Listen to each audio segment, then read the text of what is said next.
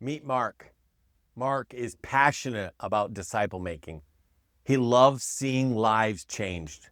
But lately, he's been feeling worn out, discouraged. He's been pouring hours into mentoring others, leading Bible studies, answering questions, giving advice. But something just feels off. His disciples don't seem to be growing as much as he had hoped. Sometimes he wonders if all of his effort are making real differences at all. One evening, after a long day of ministry, Mark sat down alone, feeling drained, frustrated, and he wondered, am I missing something? Is there a secret to disciple making that maybe I hadn't grasped? Then it hit him. What if he's trying to do it all in his own strength, without the powerful tool he had? It was prayer. Mark realized prayer wasn't just an option or just a part of disciple making. It was the foundation. It was the fuel that powers every step forward.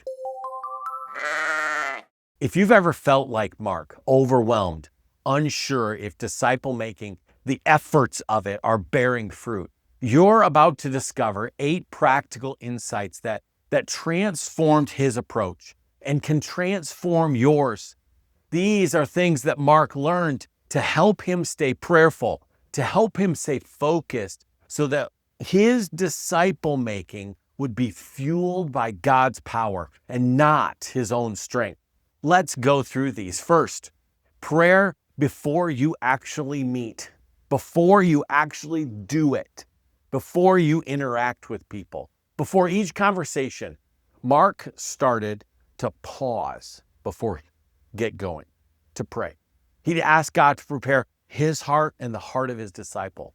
This simple step actually totally changed his mindset. It wasn't about Mark's agenda anymore. It was about God's work.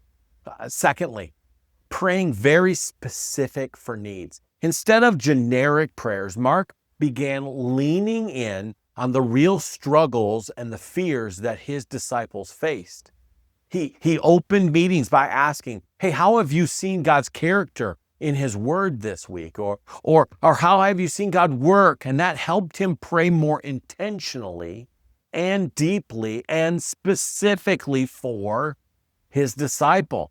Thirdly, he actually started to create a prayer rhythm. Mark found consistency more powerful than long prayers. He would use his phone as a reminder. He would set times where he needed to pray or appointments in his calendar to pray. Even 5 minutes a day focusing on his disciples made a huge difference. He set reminders and he even started a prayer journal to stay accountable and to see God continue to work. Number 4, he started to invite his disciple to be part of this prayer time and this prayer for one another. Mark invited his disciple to pray with him, to share prayer requests, but also set aside time during the week for them to pray. This built trust. This empowered their own spiritual growth in both him and his disciples' growth. Number 5, they started to celebrate answered prayers. Whenever God answers prayer, Mark and his disciple took time to celebrate. And sometimes it was simple things, but sometimes they gathered a meal together or had ice cream together to celebrate God answering prayers. These moments fueled their faith, gave them hope to keep going. It was powerful. Number 6, they started to pray through Scripture. Mark learned to pray God's promises over his disciple.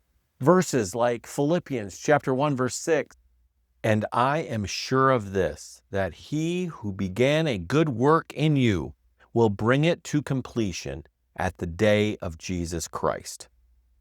Or Ephesians chapter 3, verses 16 through 19, that according to the riches of his glory, he may grant you to be strengthened with power through his Spirit in the inner being, so that Christ may dwell in your hearts through faith, that you, being rooted and grounded in love, may have strength to comprehend with all the saints what is the breadth and length and height and depth, and to know the love of Christ that surpasses knowledge, that you may be filled with all the fullness of God. They started using Scripture as powerful anchors of their prayer as they prayed for one another. Number 7, they started to persevere in prayer even when results were slow. Disciple making wasn't always fast. It's not fast. Sometimes progress is slow and maybe even invisible. But Mark remembered Jesus' teaching to always pray and to not give up. And he kept praying faithfully for some of the things that were taking a little bit longer. Number 8, they started to guard their own heart through prayer. Not just praying for one another, but finally Mark discovered prayer wasn't just for his disciple. It was actually the essence of his own heart. He asked God to protect him from discouragement, to protect him from pride, to protect him and bring humility and joy in his life. Mark's story could actually be your own. Are you already starting to pray like Mark did, struggling? Prayer is the lifeblood of disciple making.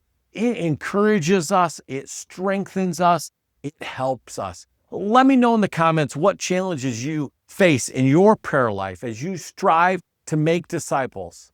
How can these insights encourage you or others today? Just like Mark, pick one disciple today and commit to pray specifically for them every day this week. Maybe even track your prayers. Watch how God can move in your midst, how God can encourage those that are around you. This channel is about intentional disciple making. We are commanded by God to make disciples. And this is why we exist. And we want to help you fuel a movement around our nation as we strive to intentionally make disciples. God bless. I'm praying for you.